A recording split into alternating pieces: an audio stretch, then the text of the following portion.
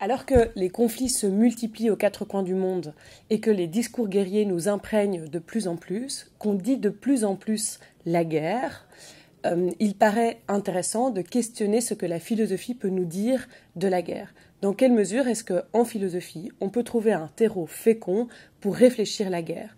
Ou pour le dire encore plus frontalement, peut-on même penser la guerre?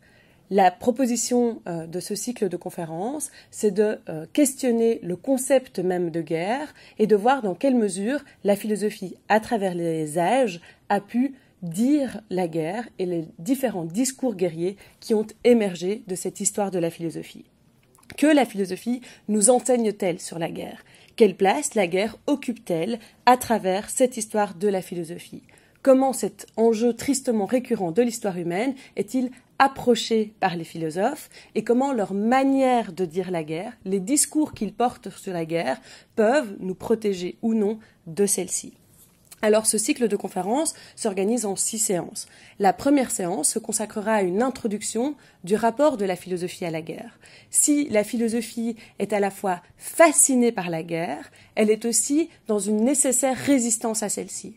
La guerre, c'est un objet philosophique qui traverse l'entièreté de l'histoire de la philosophie et qui en même temps ne cesse de lui résister. Dans une première séance, on réfléchira à ce rapport de la philosophie à la guerre et la manière dont à la fois c'est un des sujets les plus insistants de l'histoire de la philosophie, depuis Platon jusqu'à nos jours, et en même temps sur la manière dont la guerre ne cesse de résister. La philosophie, dans ses manières de dire la guerre, ne parvient jamais à exprimer le concept au-delà de toute une série de gestes philosophiques qu'on réfléchira ensemble.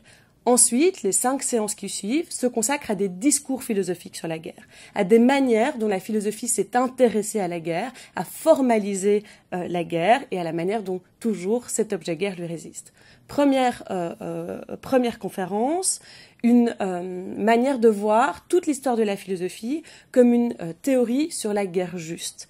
Les philosophes n'ont eu de cesse de se poser la question de la légitimité morale de la guerre. Dans quelle mesure une guerre peut-elle être juste. Et on peut lire cette histoire de la philosophie comme une manière de revenir sans cesse à la charge morale de la guerre pour justifier celle-ci et pour en comprendre la répétition, la résonance. Dans une deuxième séance, on verra comment il existe chez les philosophes une manière de résister à cette justice de la guerre dans des termes moraux au bénéfice d'un rapport au droit. Contrairement à l'idée reçue selon laquelle, en temps de guerre, les lois se taisent, on verra comment s'articule le rapport de la guerre au droit.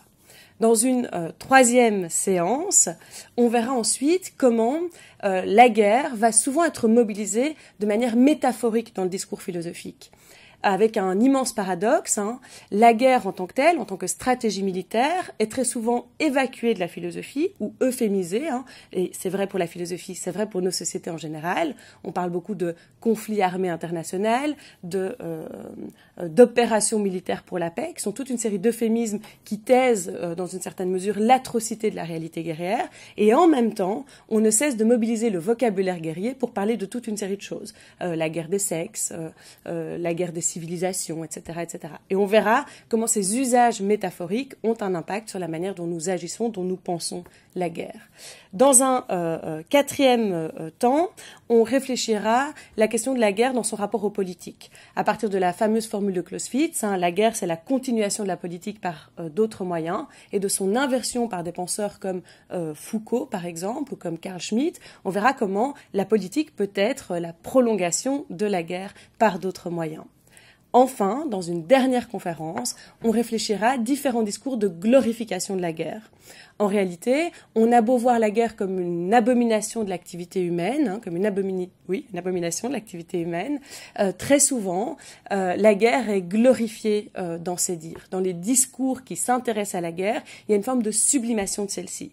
Une sublimation qui peut être de l'ordre de l'expérience. On voit la guerre comme l'expérience par excellence de l'activité humaine, du rapport de l'homme au monde, une fraternité authentique, une expérience de la vie la plus intense, la plus sublime qui soit. Une deuxième glorification de la guerre passe par une forme d'esthétisation de celle-ci, dans nos représentations, dans nos discours. Et puis enfin, dans un dernier temps, on verra comment la guerre devient glorifiée par le biais même de ceux qui cherchent à la combattre, c'est-à-dire par des discours pacifistes qui ne cessent d'être aporétique.